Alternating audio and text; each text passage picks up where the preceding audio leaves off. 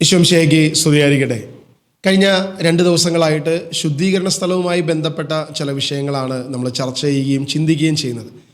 ശുദ്ധീകരണ സ്ഥലം ഉണ്ടോ എന്നുള്ളതല്ല നമ്മൾ ചിന്തിക്കുന്നത്, പകരം ശുദ്ധീകരണ സ്ഥലത്തെ ആത്മാക്കളെ മനുഷ്യന് ഈ ഭൂമിയിൽ ഇരുന്നു കൊണ്ട് ആർക്കെങ്കിലും പ്രാർത്ഥിച്ചോ എന്തെങ്കിലും പ്രവൃത്തികൾ ചെയ്തോ നമുക്ക് തള്ളി സ്വർഗത്തിലേക്ക് കയറ്റാൻ പറ്റുമോ എന്ന വിഷയത്തെക്കുറിച്ചാണ് നമ്മൾ പ്രധാനമായും ചിന്തിക്കുന്നത്.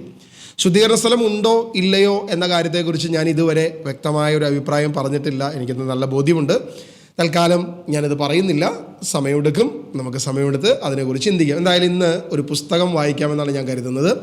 ശുദ്ധീകരണ സ്ഥലത്തെക്കുറിച്ച് നമ്മളെ പഠിപ്പിക്കുന്ന CCC എൻ്റെ അടുത്തിരിക്കുന്നുണ്ട്, നമ്മൾ അതിലേക്ക് വരുന്നു. പക്ഷേ അതിനു മുൻപ് സഭയ്ക്ക് ഉത്തരമുണ്ടോ? ഈ പുസ്തകം ഞാൻ ഇതിനു മുൻപ് സംസാരിച്ചിട്ടുള്ളൊരു വിഷയമാണ്. ഫാദർ ആൻ്റണി നെറ്റിക്കാട്ട് CM അദ്ദേഹം എഴുതിയ സഭയ്ക്ക് ഉത്തരമുണ്ടോ എന്ന പുസ്തകം. അതിൻ്റെ 239 പേജിൽ കത്തോലിക്കർ ശുദ്ധീകരണ സ്ഥലത്തിൽ വിശ്വസിക്കുന്നത് എന്തുകൊണ്ടാണ്, ബൈബിൾ ഇതേക്കുറിച്ച് പരാമർശിക്കുന്നത് എവിടെയാണ്, അപ്പോൾ വിശുദ്ധ ബൈബിളിൽ ഈ വിഷയം പറഞ്ഞിരിക്കുന്നത് എവിടെയാണ് എന്നുള്ളതും കത്തോലിക്ക സഭ ശുദ്ധീകരണ സ്ഥലത്തെക്കുറിച്ച് എന്താണ് പ്രബോധനം നടത്തുന്നത് എന്നുള്ളതും കൂടെ നമ്മൾ ഈ പുസ്തകത്തിലൂടെ വായിച്ച് ഒന്ന് മനസ്സിലാക്കാനാണ് ഈ വീഡിയോയിലൂടെ നമ്മൾ ശ്രമിക്കുന്നത്. മരിച്ചുപോയ ആത്മാക്കൾക്ക് ദൈവത്തെ സ്തുതിക്കുവാൻ സാധിക്കുകയില്ല എന്ന് ചില പ്രൊട്ടസ്റ്റൻ്റ് സഭാവിഭാഗക്കാർ തർക്കിക്കാറുണ്ട്. അതിനാൽ അവർക്ക് വേണ്ടി പ്രാർത്ഥിക്കുന്നതിൻ്റെ ആവശ്യകത ഉദിക്കുന്നില്ല. അവരുടെ വാദഗതിയെ അനുകൂലിക്കാൻ അവർ ചില ബൈബിൾ വാക്യങ്ങൾ കടമെടുക്കുന്നു. മൃതരുടെ ലോകത്ത് ആരും അങ്ങയെ അനുസ്മരിക്കുന്നില്ല, പാതാളത്തിൽ ആര് അങ്ങയെ സ്തുതിക്കും? സങ്കീർത്തനം 6-5 വീണ്ടും കർത്താവെ കണ്ണു തുറന്ന് കാണണമേ, ശരീരത്തിൽ നിന്നും പ്രാണൻ വേർപെട്ടും മരിച്ചു പാതാളത്തിൽ കിടക്കുന്നവൻ കർത്താവിനെ മഹത്വപ്പെടുത്തുകയോ നീതിമാനെന്ന് പ്രഘോഷിക്കുകയോ ചെയ്യുന്നില്ല. ബാറൂക്കിൻ്റെ പുസ്തകം 2:17. എനിക്ക് തോന്നുന്നു ബാറൂക്കിൻ്റെ പുസ്തകം ഒരിക്കലും പെന്തക്കോസ്തുകാർ ഉപയോഗിക്കാൻ സാധ്യതയില്ല, കാരണം ബാറൂക്കിൻ്റെ പുസ്തകം അവരുടെ പുസ്തകത്തിൽ ഇല്ല എന്നുള്ളതാണ് എൻ്റെ ചിന്ത. ഓക്കെ, എന്നാൽ യേശു പാതാളത്തിൽ ഇറങ്ങിയെന്നും അവിടെയുള്ളവരോട് സുവിശേഷം പ്രസംഗിച്ചുവെന്നുമുള്ള വസ്തുത ഈ അനന്തര വിഭാഗക്കാർ, അതായത് സെക്റ്റുകളെന്ന് അല്ലെങ്കിൽ ഈ പറയുന്ന പെന്തക്കോസ്ത് വിഭാഗങ്ങൾ മറന്നു കളയുന്നു. എന്തുകൊണ്ടെന്നാൽ ക്രിസ്തു തന്നെയും പാപങ്ങൾക്ക് വേണ്ടി ഒരിക്കൽ മരിച്ചു. അത് നീതിരഹിതർക്ക് വേണ്ടിയിട്ടുള്ള നീതിമാന്റെ മരണമായിരുന്നു. ശരീരത്തിൽ മരിച്ച് ആത്മാവിൽ ജീവൻ പ്രാപിച്ചുകൊണ്ട് നിങ്ങളെ ദൈവസന്നിധിയിലേക്ക് എത്തിക്കുന്നതിന് വേണ്ടിയായിരുന്നു അത്. ആത്മാവോടുകൂടെ ചെന്ന് അവൻ ബന്ധനത്തിലായിരുന്ന ആത്മാക്കളോട് സുവിശേഷം പ്രസംഗിച്ചു. അവരാകട്ടെ നോഹിൻ്റെ കാലത്ത് പെട്ടകം പണിതപ്പോൾ ക്ഷമാപൂർവ്വം കാത്തിരുന്ന് ദൈവത്തെ അനുസരിക്കാത്തവരായിരുന്നു. ആ പെട്ടകത്തിൽ ഉണ്ടായിരുന്ന 8 പേർ മാത്രമേ ജലത്തിലൂടെ രക്ഷ പ്രാപിച്ചുള്ളൂ. 1 പത്രോസ് 3:18-20 വാക്യങ്ങൾ. എനിക്ക് തോന്നുന്നു അച്ഛനോട് ഉദ്ദേശിച്ചിരിക്കുന്നത് ഒരു 2 വാക്യങ്ങൾ ഉദ്ധരിച്ചിരിക്കുകയാണ് മുകളിൽ. ഒന്ന്, മരിച്ചവർ പാതാളത്തിൽ കിടക്കുന്നു, അവർക്ക് ദൈവത്തെ സ്തുതിക്കാൻ സാധിക്കുന്നില്ല എന്നുള്ളൊരു വാക്യം. അതുപോലെ അവർക്ക് ദൈവവുമായിട്ടുള്ള ബന്ധമില്ല എന്നൊരു വാക്യം. അപ്പോൾ ഇതിനെ സാധൂകരിക്കാനായിരിക്കാം യേശു തന്നെ പാതാളത്തിലേക്ക് ഇറങ്ങി എന്നുള്ളത് ഒരു വിസ്മരിക്കുന്നു എന്ന് പറഞ്ഞിരിക്കുന്നത്. ഇവിടെ പെന്തക്കോസ്തക്കാരെന്ത് പ്രബോധനം നടത്തുന്നു എന്നുള്ളതിനെക്കുറിച്ച് എനിക്ക് വ്യക്തമായിട്ട് ബോധ്യമില്ല. എന്തായാലും ഈ ഒരു വിഷയവുമായി ബന്ധപ്പെട്ട് നമ്മൾ ബൈബിളുമായി ചിന്തിക്കുമ്പോൾ യേശു കാൽവരിയിൽ ക്രൂശിതനായതിനു ശേഷം പാതാളങ്ങളിലേക്ക് ഇറങ്ങി എന്ന് പത്രോസിൻ്റെ ലേഖനത്തിൽ പറയുന്നു. ആത്മാക്കളോട് സുവിശേഷം പ്രസംഗിച്ചു എന്ന് പത്രോസിൻ്റെ ലേഖനത്തിൽ പറയുന്നു. അതാകട്ടെ നോഹിൻ്റെ കാലത്തുണ്ടായിരുന്ന വിശ്വസിക്കാതിരുന്ന, അതായത് നോഹയുടെ നീതിപ്രസംഗികയായ നോഹയുടെ പ്രസംഗം കേൾക്കാതിരുന്നവരോടാണ് പ്രസംഗിച്ചത് എന്നുള്ളത് കൂടെ നമുക്ക് വചനത്തിലൂടെ മനസ്സിലാക്കാൻ സാധിക്കും. അത് യൂദായുടെ പുസ്തകത്തിൽ നമ്മൾ കാണുന്നുണ്ട് ഈ വിഷയം. ഇവിടെ നമ്മൾ മനസ്സിലാക്കേണ്ടത് യേശു കാൽവരിയിൽ ക്രൂശിതനായപ്പോൾ സകല ജനത്തിൻ്റെയും രക്ഷയ്ക്ക് വേണ്ടിയിട്ടാണ്.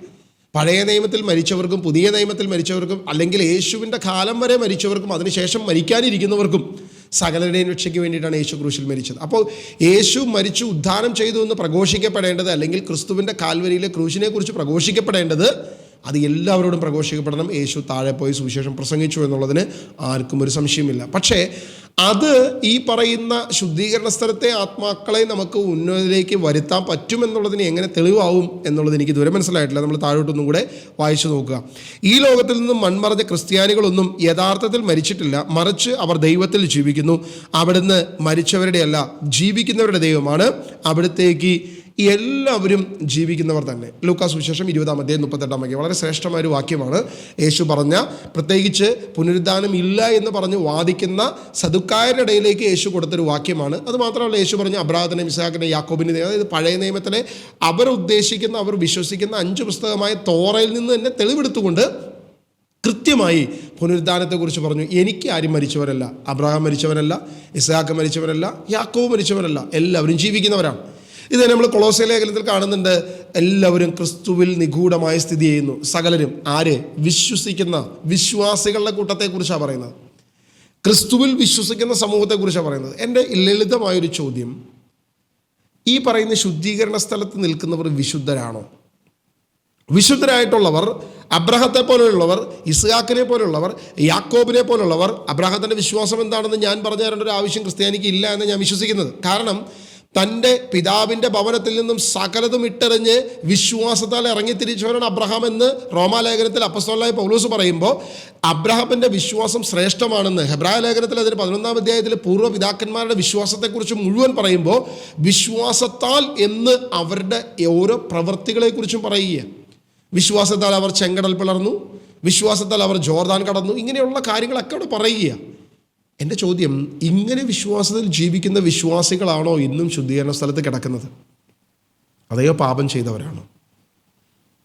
വിശ്വാസത്തിൻ്റെ ഒരു തലമുണ്ടായിരിക്കുകയും എന്നാൽ മാരകമല്ലാത്ത പാപം ചെയ്യുകയും ചെയ്തവരാണോ? അപ്പോൾ അബ്രഹത്തെയും ഇസ്ഹാക്കിനെയും യാക്കോബിനെയും വെച്ചിട്ട് നമുക്ക് ഈ കാര്യം കമ്പാരിസൺ ചെയ്യാൻ പറ്റത്തില്ല എന്നുള്ളത് നമുക്ക് ഇതിൽ നിന്ന് തന്നെ വിശ്വസിക്കാം, മനസ്സിലാക്കാം. ഇനി അതിൻ്റെ താഴോട്ട് നമ്മൾ വായിക്കുക. കാരണം എനിക്കെല്ലാവരും ജീവിക്കുന്നവരാണ് എന്ന് പറയുമ്പോൾ, ക്രിസ്തുവിന് ജീവിക്കുന്നവരാണെന്ന് പറയുമ്പോൾ, ക്രിസ്തുവിനെ സംബന്ധിച്ച് പാപിയായവനും അബ്രഹാമും ഇസ്ഹാക്കും എല്ലാവരും ക്രിസ്തുവിനെ സംബന്ധിച്ച് ജീവിക്കുന്നവരാണ്. കാരണം ലാസറിനെയും ധനവാനെയും ദൈവത്തിന് വേണമെങ്കിൽ വിളിച്ചു വരുത്താൻ സാധിക്കും, സംസാരിക്കാൻ സാധിക്കും. ദൈവത്തെ സംബന്ധിച്ച് ദൈവം സർവശക്തനായതുകൊണ്ട് അവൻ്റെ സൃഷ്ടികളെ ഓരോന്നിനോടും അവന് എങ്ങനെ വേണമെങ്കിലും പ്രവർത്തിക്കാൻ സാധിക്കുന്നവനാണ് ദൈവം. ഞാനത് വിശ്വസിക്കുന്നു, തീർച്ചയായിട്ടും അത് വിശ്വസിക്കുന്നു. പക്ഷേ ഈ ശുദ്ധീകരണ സ്ഥലത്ത് കിടക്കുന്ന ആത്മാക്കൾ എങ്ങനെയുള്ള ആത്മാക്കളാണ് എന്നും കൂടെ നമ്മൾ പരിശോധിക്കണം. താഴോട്ട് നമ്മൾ വായിക്കുക.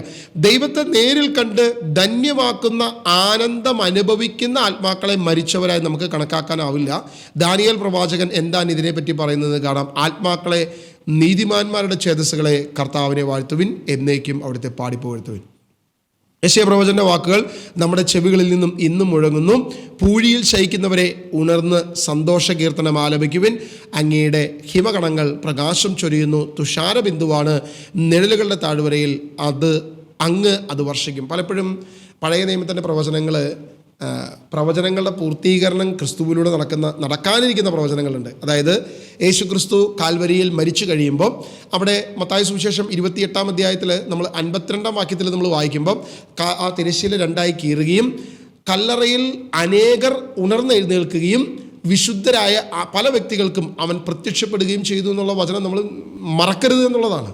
കാരണം യേശുക്രിസ്തുവിൻ്റെ കാൽവരി ക്രൂശിൽ മരണപ്പെട്ട് ആ ക്രൂശിലെ മരണത്തിലൂടെ സംഭവിക്കുന്നത് അനേകർ പൂഴിയിൽ നിന്നും ഉണരുമെന്നുള്ള പ്രവചനം, പഴയ നിയമത്തിൻ്റെ പ്രവചനം എടുത്തിട്ട് നമ്മൾ പറയുകയാണ് ഈ പറയുന്ന ശുദ്ധീകരണ സ്ഥലത്തെക്കുറിച്ചാണ് ഇത് പറയുന്നത്, അല്ലെങ്കിൽ ശുദ്ധീകരണ സ്ഥലത്തെ ആത്മാക്കൾക്ക് കുറിച്ചിട്ടാണ് പറയുന്നതെന്ന് നമ്മൾ ചിന്തിക്കുകയാണെങ്കിൽ അത് വലിയ അബദ്ധമായി പോകും. അല്ലെങ്കിൽ ആ ആത്മാക്കളെ മുകളിലോട്ട് വിടുന്ന പ്രാർത്ഥനയെക്കുറിച്ചാണ് ഇവിടെ പറയുന്നത് എന്ന് പറഞ്ഞു കഴിഞ്ഞാൽ അത് വലിയ അബദ്ധമായി പോകാനാണ് സാധ്യത എന്നുള്ളതാണ് എനിക്ക് തോന്നുന്നത്. വീണ്ടും അപ്പോൾ ശുദ്ധീകരണ സ്ഥലത്തെക്കുറിച്ച് കത്തോലിക്ക സഭ പഠിപ്പിക്കുന്നത് എന്താണെന്ന് നമ്മൾ അടുത്ത വാക്കുകളിലൂടെ നമ്മൾ ശ്രദ്ധിക്കുക. പാപദോഷത്തിൽ മരിച്ചവരോ, അപ്പോൾ അബ്രഹത്തെ പോലെ, ഇസ്ഹാക്കിനെ പോലെ, യാക്കോബിനെ പോലെ വിശുദ്ധിയിൽ മരിച്ചവരല്ല, അല്ലെങ്കിൽ പാപദോഷത്തിൽ മരിച്ചവരോ, ക്ഷമിക്കപ്പെട്ട പാപങ്ങളുടെ കടബാധ്യത തീരാത്തവരോ ആയ ആത്മാക്കൾക്ക് വേണ്ടി സ്വർഗത്തിൻ്റെയും നരകത്തിൻ്റെയും ഇടവിധാനത്തിൽ ശുദ്ധീകരണ സ്ഥലം എന്നറിയപ്പെടുന്ന താൽക്കാലിക ശിക്ഷാവിധിക്കുള്ള ഒരവസ്ഥ കൂടിയുണ്ടെന്ന് കത്തോലിക്ക സഭ പഠിപ്പിക്കുന്നു. സഭ പഠിപ്പിക്കുന്ന വിഷയം ഇതാണ്: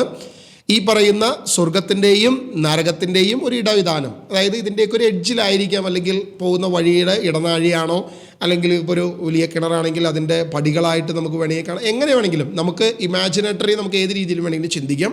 ഒരു ഇടവിധാനം, ശുദ്ധീകരണ സ്ഥലം എന്ന് പറയുന്ന ഒരു താൽക്കാലിക ശിക്ഷാവിധിയുള്ളൊരു സ്ഥലമുണ്ടെന്ന് സഭ നമ്മളെ പഠിപ്പിക്കുന്നു. ഇനി താഴോട്ട് നമ്മൾ വായിക്കുകയാണ്. വിശ്വാസികൾക്ക് തങ്ങളുടെ പ്രാർത്ഥനകളാലും പ്രത്യേകിച്ച് വിശുദ്ധ ബലിയാലും ശുദ്ധീകരണ സ്ഥലത്തെ ആത്മാക്കളെ സഹായിക്കാൻ സാധിക്കുമെന്ന് ട്രെൻറ്റ് സൂനോദോസിൻ്റെ കൗൺസിൽ നമ്മെ പഠിപ്പിക്കുന്നു. ഈ ട്രെൻറ്റ് സൂനോദോസ് വന്ന കാലഘട്ടം നമുക്കറിയാം, ഏകദേശം 1600 16-ാം നൂറ്റാണ്ടിൻ്റെ ആ ഒരു സമയത്താണ് എന്നുള്ളത് നമുക്ക് തിരിച്ചറിയാൻ സാധിക്കും. അപ്പോൾ അതുവരെ സഭ അത് പഠിപ്പിച്ചിരുന്നില്ല എന്നുള്ളതാണ്. അതായത് പ്രാർത്ഥനകളിലൂടെ, വിശുദ്ധ കുർബാനയിലൂടെ ഇങ്ങനെയുള്ളവരെ ഉയർത്താമെന്ന് സഭ പഠിപ്പിച്ചിരുന്നില്ല. അപ്പോൾ ഇത് ആദിമസഭയുടെ പഠനമല്ല എന്നുള്ളത് നമുക്ക് ഇതിൽ നിന്ന് തന്നെ മനസ്സിലാക്കാൻ സാധിക്കും. ഇനി ഈ ട്രെൻറ്റ് കൗൺസിൽ ഇങ്ങനെ പഠിപ്പിക്കുമ്പോൾ ഈ കൗൺസിൽ പറയുന്ന കാര്യം ശുദ്ധീകരണ സ്ഥലം ഉണ്ട് എന്ന് പഠിപ്പിക്കുന്നു. ഇതൊരു ഇടവിധാനം, അത് ഉണ്ടാവുകയോ ഇല്ലാതിരിക്കുകയോ ചെയ്യട്ടെ, നമ്മൾ അതിനെക്കുറിച്ചല്ല നമ്മൾ ചിന്തിക്കുന്നത്. അങ്ങനെയുള്ളവരെ നമുക്ക് എങ്ങനെ ഉയർത്താൻ സാധിക്കും? ആദ്യം നമ്മളോട് ചിന്തിച്ച വിഷയമുണ്ട്. നമ്മൾ ഫസ്റ്റ് വീഡിയോയിലൂടെ പറഞ്ഞു, ഒരു വ്യക്തി മരിച്ചു കഴിഞ്ഞാൽ ആ വ്യക്തിക്ക് ഈ ഭൂമിയിലെ ഒരു വ്യക്തിയുടെ അടുത്തോട്ടും വരാനോ പ്രാർത്ഥന സഹായം തേടാനൊന്നും സാധിക്കത്തില്ല എന്ന് നമ്മൾ പറഞ്ഞു. ഇനി അങ്ങനെ ഒരു വ്യക്തി ശുദ്ധീകരണ സ്ഥലത്ത് ഉണ്ട് എന്നിരിക്കട്ടെ, നമുക്ക് പ്രാർത്ഥിച്ച് എന്തെങ്കിലും ചെയ്യാൻ പറ്റുമെങ്കിൽ ലാസറിൻ്റെയും ധനവാന്റെയും ഉപമയിൽ കർത്താവായ യേശുക്രിസ്തു പഠിപ്പിക്കേണ്ടത് ഇങ്ങനെയായിരുന്നു: അല്ലയോ ലാസറെ, അല്ലെങ്കിൽ ധനവാനെ, നീ ഒരു കാര്യം ചെയ്യ്, ഒരു 10 കുർബാനയ്ക്കുള്ള കാശ് കൊടുക്കാനായിട്ട് നമുക്ക് എന്ത് ചെയ്യാം, അവന് വേണ്ടി പ്രാർത്ഥിക്കാം. ലാസറിനോട് ഞാൻ പ്രാർത്ഥിക്കാൻ പറയാം, അല്ലെങ്കിൽ ഭൂമിയിലുള്ള വിശുദ്ധരോട് ഞാൻ പ്രാർത്ഥിക്കാൻ പറയാം, അങ്ങനെയെങ്കിൽ അവരൊന്ന് കയറട്ടെ എന്ന് പറയുന്ന ഒരു ദൈവത്തെ നമ്മൾ കാണുന്നില്ല. പകരം ഇത് നടക്കത്തില്ല എന്ന് പറയുന്ന കർത്താവായ യേശുക്രിസ്തുവിനെയാണ് നമ്മൾ ആ ഉപമയിലൂടെ വ്യക്തമായി നമുക്ക് വെളിപ്പെടുത്തുന്നത്. അപ്പോൾ ഈ ഭൂമിയിലായിരിക്കുന്ന ഒരു വ്യക്തിക്കും ഒന്നും ചെയ്യാൻ സാധിക്കത്തില്ല. ദൈവം ശുദ്ധീകരിക്കട്ടെ.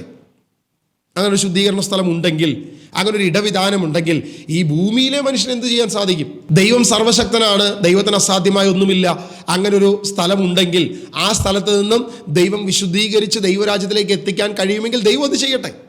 പക്ഷെ ഭൂമിയിലെ ഒരു വ്യക്തിക്ക് എന്തെങ്കിലും ചെയ്യാൻ സാധിക്കുമെന്ന് പറയുമ്പോഴാണ് അത് തീർത്തും വലിയ അബദ്ധമായി മാറിപ്പോകുന്നത്. ഇനി താഴോട്ട് നമ്മൾ വായിക്കുമ്പോൾ, ശുദ്ധീകരണ സ്ഥലം ഉണ്ട് എന്ന വസ്തുത വിശ്വാസികളുടെ പ്രാർത്ഥന വഴിയും പ്രത്യേകിച്ച് അൾത്താരയിൽ അനുദിനം അർപ്പിക്കുന്ന ദിവ്യബലിയിലൂടെയും ശുദ്ധീകരണാത്മാക്കളെ സഹായിക്കാൻ സാധിക്കും എന്ന് പറഞ്ഞു വയ്ക്കുക. ദൈവശാസ്ത്രപരമായി ഇതിന് എത്രത്തോളം സാധ്യതയുണ്ട് എന്ന് നമ്മളത് പരിശോധിക്കുക. ഈ തത്വം ദൈവശാസ്ത്രപരമായി വളരെ ശരിയാണെന്നാണ് ഈ പുസ്തകം പറയുന്നത്. പാപമാലിന്യം ലേശം തീണ്ടാതെ വളരെ പരിശുദ്ധരും നിർമ്മലവുമായി ജീവിക്കുന്നവരെ വേണ്ടി മാത്രമേ സ്വർഗ്ഗ കവാടം തുറക്കൂ എന്ന വസ്തുത നമുക്ക് സുനിശ്ചിതമായി അറിയാം. എന്നാൽ കുഞ്ഞാടിൻ്റെ ജീവഗ്രന്ഥത്തിൽ പേരെഴുതപ്പെട്ടവർ മാത്രമേ അതിൽ പ്രവേശിക്കൂ. അശുദ്ധമായതൊന്നും മ്ലേച്ഛതയും കാവടില്യവും പ്രവർത്തിക്കുന്ന ആരും അതിൽ പ്രവേശിക്കില്ല. വെളിപാട് പുസ്തകം 21:27 അതുപോലെ മാരകമായ പാപം വഴി ദൈവത്തിൽ നിന്നും വിച്ഛേദിക്കപ്പെട്ടവർ നിത്യമായി ശപിക്കപ്പെട്ടവരാണെന്നും സുനിശ്ചിതമായ മറ്റൊരു കാര്യമാണ്. അപ്പോൾ പാപദോഷം ചെയ്തവരും ബലഹീനരുമായ മനുഷ്യരുടെ കാര്യമോ വിശുദ്ധീകരണ വരപ്രസാദം വഴി ദൈവത്തോട് ഇവർ ഒന്നിച്ചിരിക്കുന്നതിനാൽ നിത്യശിക്ഷ അർഹിക്കുന്നില്ല. അതേസമയം അവരുടെ ചെറിയ പാപക്കറകൾ മൂലം അവർക്ക് സ്വർഗ്ഗരാജ്യത്തിൽ പ്രവേശിക്കാൻ സാധിക്കുന്നില്ല. ഇവിടെ ഈ പുസ്തകം പറഞ്ഞു വയ്ക്കുന്ന കാര്യം ഇതാണ്: പൂർണ്ണ വിശുദ്ധിയുള്ളവൻ അവൻ്റെ ജീവിതകാലം മുഴുവൻ വിശുദ്ധിയിൽ ജീവിച്ച് കഷ്ടപ്പെട്ട് വിശുദ്ധിക്ക് വേണ്ടി യുദ്ധം ചെയ്തവൻ മാത്രം ദൈവരാജ്യത്തിൽ പ്രവേശിക്കും. ലളിതമായ പാപം ചെയ്തവരൊന്നും ദൈവരാജ്യത്തിൽ പ്രവേശിക്കത്തില്ല.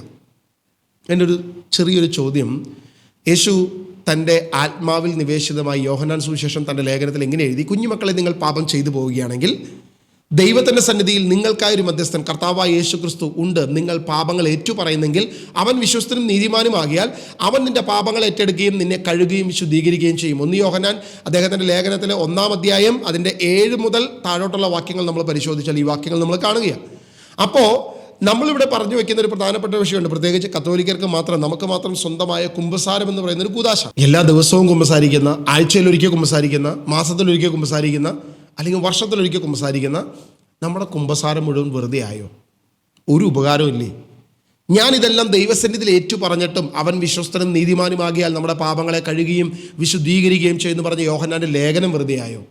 അപ്പോൾ ഈ ലഘുപാപങ്ങളെ കഴുകുവാൻ ദൈവസന്നിധിയിൽ കർത്താവായ യേശുക്രിസ്തു നമുക്ക് മധ്യസ്ഥനായി ഉണ്ട് എന്ന് പറയുന്നത് അതും വെറുതെ ആയോ? അപ്പോൾ ഈ വ്യക്തി എങ്ങനെയാണ്, അതായത് ഇവൻ വിശ്വാസിയാണ്, പൂർണ്ണ വിശുദ്ധിയില്ല, എന്നാൽ വിശുദ്ധിയുണ്ട്. അതാണ് ഇവിടെ പറഞ്ഞിരിക്കുന്നത്. പാപദോഷം ചെയ്തവരും ബലഹീനരുമായ മനുഷ്യരുടെ കാര്യമോ, അതാണ് ക്വസ്റ്റ്യൻ മാർക്കിട്ട് ചോദിച്ചിരിക്കുന്നത്. അതായത് വിശുദ്ധീകരണ വരപ്രസാദം വഴി ദൈവത്തോട് അവർ ഒന്നിച്ചിരിക്കുന്നതിനാൽ നിത്യശിക്ഷ അർഹിക്കാത്തവർ. ദൈവത്തിൽ വിശ്വാസമൊക്കെ ഉണ്ട്, അത്യാവശ്യം വിശുദ്ധ കുർബാന സ്വീകരിക്കുന്നുണ്ട്, കുമ്പസാരിക്കുന്നുണ്ട്, സഭയുടെ കൂദാശകളെല്ലാം സ്വീകരിക്കുന്നുണ്ട്, എങ്കിലും ചെറിയായ പാപങ്ങൾ അവരുടെ കയ്യിലുണ്ട്.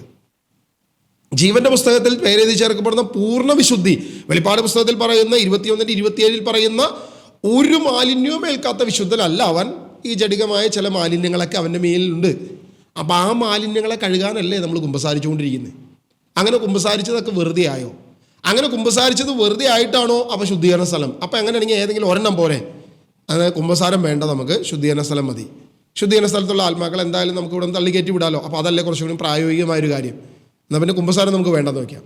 ഇനിയല്ല, കുമ്പസാരം ശരിയാണ്, കുമ്പസാരം പൂർണ്ണമായി യോഗ്യമാണ്. മാത്രമല്ല അപ്പസ്തോലനായ യോഹന്നാൻ്റെ ലേഖനം 1 യോഹന്നാൻ അതിൻ്റെ 1-ാം അധ്യായം അതിൻ്റെ 7 മുതൽ വാക്യങ്ങൾ, കുഞ്ഞുമക്കളെ നിങ്ങൾ പാപം ചെയ്തു പോകുകയാണെങ്കിൽ, കാരണം മനുഷ്യൻ ബലഹീനമാണെന്നും അവൻ ജഡികമായ പല പാപത്തിലും ചിലപ്പോൾ വീണ് പോകാൻ സാധ്യതയുണ്ട്, ലഘുവായ പാപങ്ങളിൽ വീഴാൻ സാധ്യതയുണ്ട് എന്ന ബോധ്യം അപ്പസ്തോലനായ പൗലോസിന് ഉള്ളത് കൊണ്ടാണല്ലോ പാപം ചെയ്തു പോവുകയാണെങ്കിൽ ദൈവസന്നിധിയിൽ നിങ്ങൾക്കായൊരു മധ്യസ്ഥൻ കർത്താവായ യേശുക്രിസ്തു. അപ്പോൾ എൻ്റെ പ്രവൃത്തി മൂലമാണ് ഞാൻ ദൈവരാജ്യത്തിലെത്തുന്നത്. എൻ്റെ വിശുദ്ധി ഞാൻ കഷ്ടപ്പെട്ട് ഇറുകി പിടിച്ച് ഇങ്ങനെ കഷ്ടതയിലിരുന്ന് ഞാൻ എൻ്റെ വിശുദ്ധിക്ക് വേണ്ടിയിട്ട് ഞാൻ എൻ്റെ കണ്ണുകളെ അടച്ച് ഞാനൊന്നും നോക്കാതെ അങ്ങനെ ഇരുന്നിട്ടാണോ അതേ വിശ്വാസം മൂലമാണ് ഞാൻ ദൈവരാജ്യത്തിൽ ചെല്ലുന്നത്? യേശു ക്രിസ്തുവിൻ്റെ കാൽവരിയിൽ ക്രൂശ് മൂലമാണ് ഞാൻ ദൈവരാജ്യത്തിൽ ചെല്ലുന്നത്. വിശുദ്ധ കുർബാന എനിക്കതിന് യോഗ്യമല്ലേ? വിശുദ്ധ കുമ്പസാരം അതും ഒരു യോഗ്യതയില്ലേ? ഇതെല്ലാം കഴിഞ്ഞിട്ട് ശുദ്ധീകരണ സ്ഥലത്ത് നിന്ന് എന്നെ തള്ളിക്കയറ്റുന്നതിലാണോ യോഗ്യത? ഇത് മുഴുവൻ കൺഫ്യൂഷൻ ഉണ്ടാക്കുകയാണ്, കൂടുതൽ നമ്മളെ കോംപ്ലിക്കേറ്റഡ് ആക്കുകയാണ്. നമുക്ക് താഴോട്ട് വീണ്ടും വായിക്കുക. സ്വർഗത്തിൽ പ്രവേശിക്കുന്നതിന് മുൻപ് അവർ ശുദ്ധീകരണ സ്ഥലത്തിൽ കിടന്ന് തങ്ങളുടെ ആത്മാക്കളുടെ വിശുദ്ധീകരണം സാധിക്കുമെന്ന് ഫ്ലോറൻസിലും ട്രെൻഡിലും കൂടിയ കൗൺസിലുകൾ പ്രഖ്യാപിച്ചിട്ടുണ്ട്. അവർ അശരീരികളാകിയാൽ ആ സ്ഥിതിയിലായിരിക്കുന്നിടത്തോളം കാലം അവർക്ക് തനതായ പ്രയോജനപ്പെട്ട ഒരു കാര്യവും ചെയ്യാൻ സാധിക്കുകയില്ല. ഇപ്പം നേരത്തെ ആദ്യം പറഞ്ഞു വെച്ചൊരു വിഷയമുണ്ടല്ലോ, അതായത് പ്രൊട്ടസ്റ്റന്റ് വിഭാഗക്കാർക്ക് എന്ത് പറയുന്നു? അവർക്ക് പ്രാർത്ഥിക്കാൻ സാധിക്കുന്നില്ല, ദൈവസന്നിധിയിലേക്ക് യാചിക്കാനോ പ്രാർത്ഥിക്കാനോ സാധിക്കുന്നില്ല എന്ന് പറഞ്ഞ കാര്യം തന്നെ നമ്മളിവിടെ പറഞ്ഞു വെക്കുക. അതായത് ആദ്യം പ്രൊട്ടസ്റ്റന്റ് വിഭാഗക്കാർ പറയുന്നല്ലോ എന്ന് പറഞ്ഞിട്ട് നമ്മൾ അതിനെ എങ്ങനെ ന്യായീകരിച്ചു? അബ്രാഹാം ഇസ്ഹാക്കും യാക്കോബും ദൈവത്തോട് ചേർന്നിരിക്കുന്നു എന്ന് പറഞ്ഞ് നമ്മൾ അതിനെ ന്യായീകരിച്ചു. അപ്പോൾ ഞാൻ അവിടെ ഒരു ചോദ്യം വെച്ചു. അപ്പോൾ അബ്രാഹത്തിൻ്റെയും ഇസ്ഹാക്കിൻ്റെയും യാക്കോബിൻ്റെയും ആ വിശ്വാസത്തിലും വിശുദ്ധിയുള്ളവനും പോലും ദൈവരാജ്യത്തിൽ എത്തുന്നില്ല എന്നുള്ളൊരു ചോദ്യം തന്നെയാണ് അവിടെ നിൽക്കുകയാണ്. ഇനി അതല്ല, ലഘുവായ പാപങ്ങൾ ചെയ്തവരാണ് ഇങ്ങനെ ചെല്ലാത്തത് എന്ന് താഴെ പറഞ്ഞു വയ്ക്കുകയാണ്. എന്നിട്ട് അടുത്ത കാര്യം പറയുകയാണ്, ഇവർ ആത്മാക്കളുടെ അശരീരികളായ ഒരു അവസ്ഥയിലായിരിക്കുന്നത് കൊണ്ട് ഇവർക്ക് എന്തിനു സാധിക്കുന്നില്ല? ഇവർക്ക് പ്രാർത്ഥിക്കുവാനോ എന്തെങ്കിലും ചെയ്യുവാനോ തങ്ങൾക്ക് പ്രയോജനമുള്ള എന്തെങ്കിലും ഒരു കാര്യം ചെയ്യാനോ അവർക്ക് സാധിക്കുന്നില്ല എന്ന് പറഞ്ഞ് വെക്കുമ്പോൾ, അപ്പോൾ ഇപ്പോൾ പ്രൊട്ടസ്റ്റൻ്റ് പറഞ്ഞ അതേ കാര്യം തന്നെയല്ലേ ഈ പുസ്തകത്തിൽ നമ്മുടെ ആൻ്റണി അച്ഛൻ പറയുന്നത് അല്ലേ? ആൻ്റണി നെറ്റിക്കാട്ടച്ഛൻ. അപ്പോൾ അച്ഛൻ എനിക്കൊരു സംശയം, അപ്പോൾ ഇതന്നെയല്ലേ പ്രൊട്ടസ്റ്റൻ്റ് പഠിപ്പിക്കുന്നത്? അപ്പോൾ വീണ്ടും കൺഫ്യൂഷൻ നമുക്ക് കൂടുകയാണ്. വീണ്ടും താഴോട്ട് നമുക്ക് വായിക്കാം എന്തായാലും. അപ്പോൾ ഈ ലോകത്തിൽ ജീവിക്കുന്ന എല്ലാ മനുഷ്യർക്കും മനുഷ്യ മക്കൾക്കും തങ്ങളുടെ പ്രാർത്ഥനകളും ത്യാഗങ്ങളും വഴി അവരുടെ പാപക്കറകൾക്കും താൽക്കാലിക ശിക്ഷകൾക്ക് തീരുന്നതിനുമായി കാഴ്ചവെച്ച് ശുദ്ധീകരണാത്മാക്കളെ സഹായിക്കാൻ സാധിക്കും. അതായത് ശുദ്ധീകരണാത്മാക്കൾക്ക് ഒന്നും ചെയ്യാൻ പറ്റില്ല, അവർക്ക് പ്രാർത്ഥിക്കാൻ പറ്റില്ല, അവർക്ക് യാചിക്കാൻ പറ്റില്ല, പ്രത്യേകിച്ച് ഒരു പ്രവർത്തിയും ചെയ്യാൻ പറ്റില്ല. ആർക്കാ പറ്റുള്ളൂ?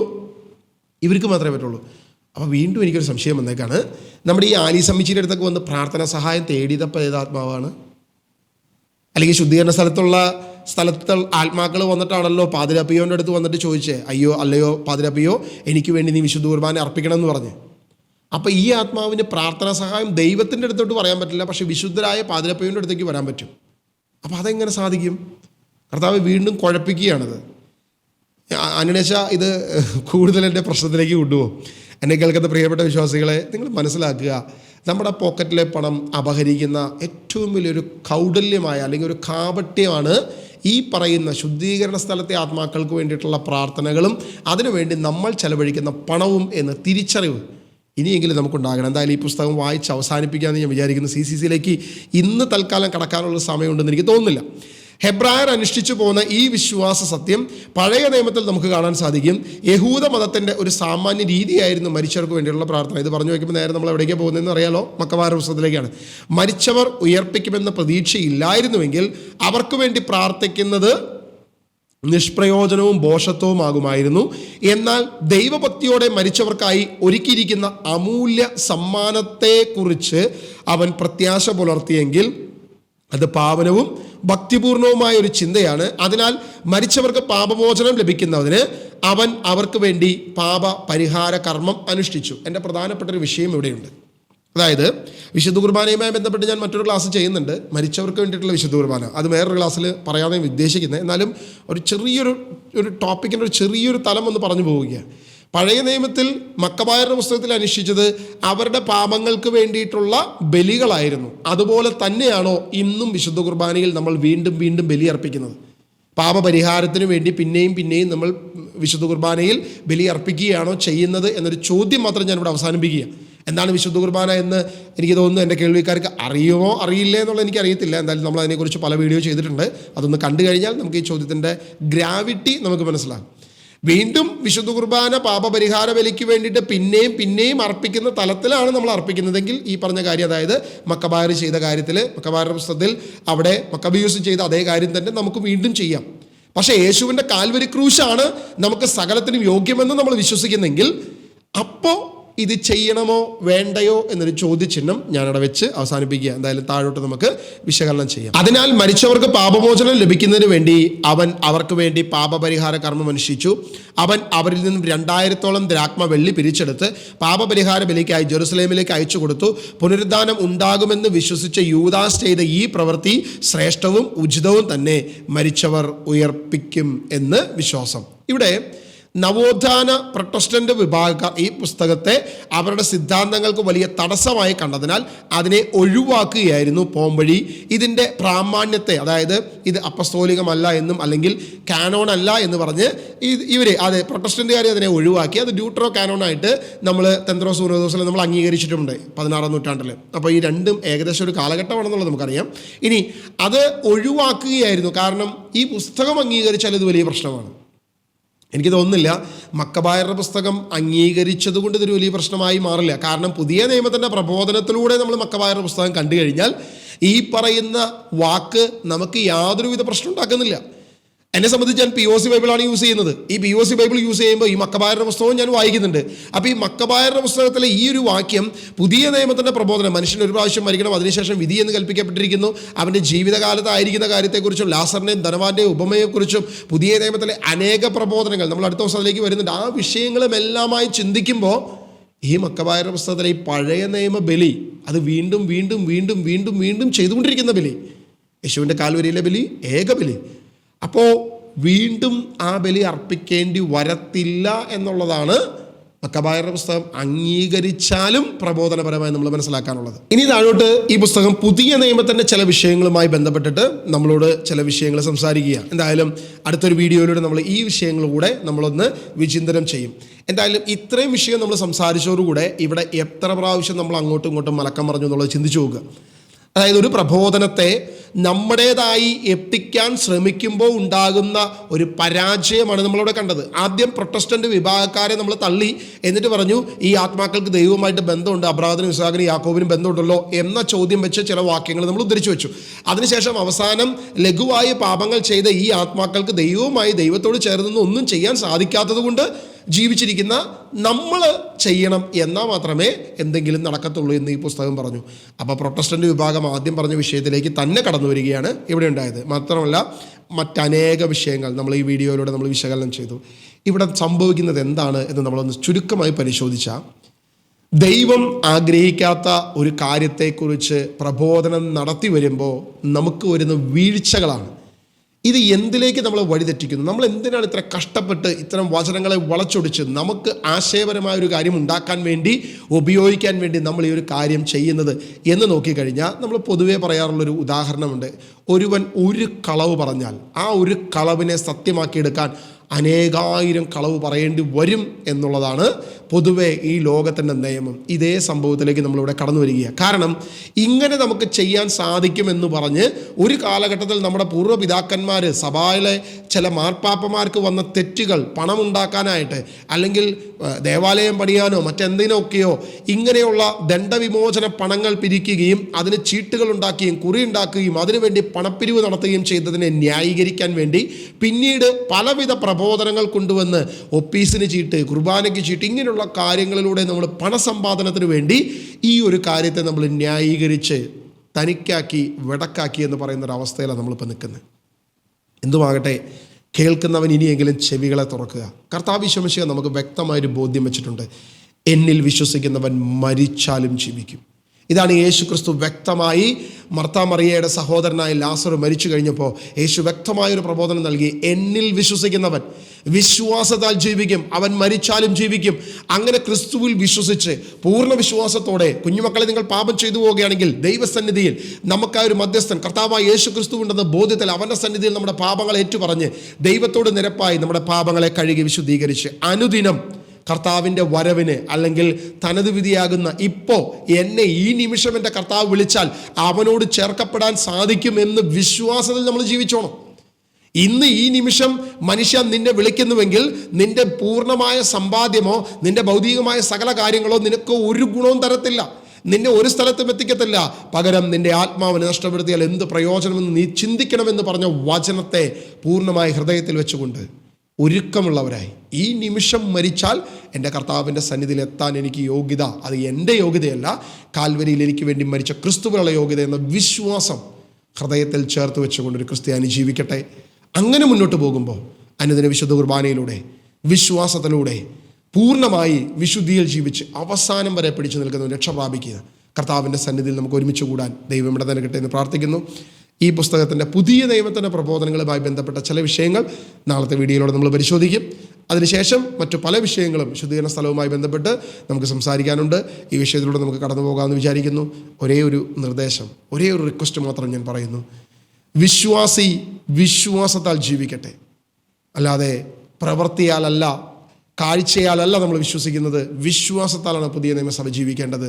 കർമ്മങ്ങളിലൂടെയല്ല, ഏതെങ്കിലും ഒപ്പീസ് ചൊല്ലിക്കൊണ്ടല്ല നമ്മൾ നിത്യജീവനിലേക്ക് പ്രവേശിക്കുമെന്നൊരു ബോധ്യം നമുക്കുള്ളത്. നമ്മുടെ യാതൊരുവിധ പ്രവൃത്തി കൊണ്ടുമല്ല, ഈ ജീവിച്ചിരിക്കുന്ന മനുഷ്യൻ്റെ യാതൊരുവിധ കർമ്മം കൊണ്ടുമല്ല നമ്മൾ ദൈവരാജ്യത്തിലെത്തുന്നത്.